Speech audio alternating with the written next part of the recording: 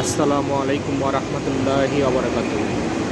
Dear viewers, আমি এই মুহূর্তে ওভারব্রিজের উপর থেকে আনোয়ার ইস্পাত কোম্পানির একটি ভিডিও ওভারব্রিজ থেকে ধারণ করছি।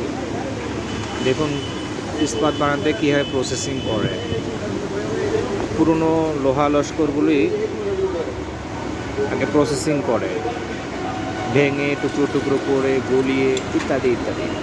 যদিও আমি বাইরে থেকে এটি দেখাচ্ছি, কিন্তু এভাবে প্রসেসিং করে বড় ক্যারিং দিয়ে মালামালগুলো এক জায়গা থেকে আরেক জায়গায় সরিয়ে নিয়ে তারপরে এগুলি ভেঙে গুঁড়িয়ে টুকরো টুকরো করে গলিয়ে তারপরে এগুলি প্রসেসিং করে। এখন আনোয়ার ইস্পাতের কারখানা, ওই যে দেখা যাচ্ছে আনোয়ার ইস্পাত লেখা আছে, এটি হচ্ছে আনোয়ার ইস্পাতের কারখানা।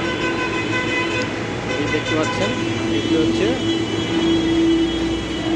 লোহার টুকরা। এই যে টোকাইগুলো কুড়িয়ে নিয়ে আসে, যে আপনারা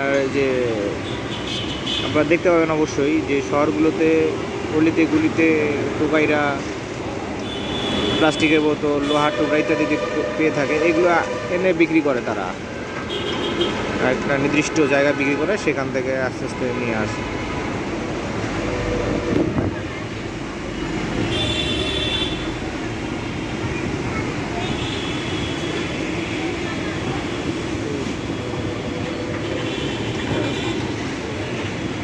এবং ওই যে ভাঙড়ির দোকানে বিক্রি হয়, ভাঙড়ির দোকানে যে লোহাগুলো বিক্রি হয় সেগুলো এখানে এনে সেখান থেকে কিনে এনে এখানে প্রসেসিং করে ইস্পাত তৈরি করে।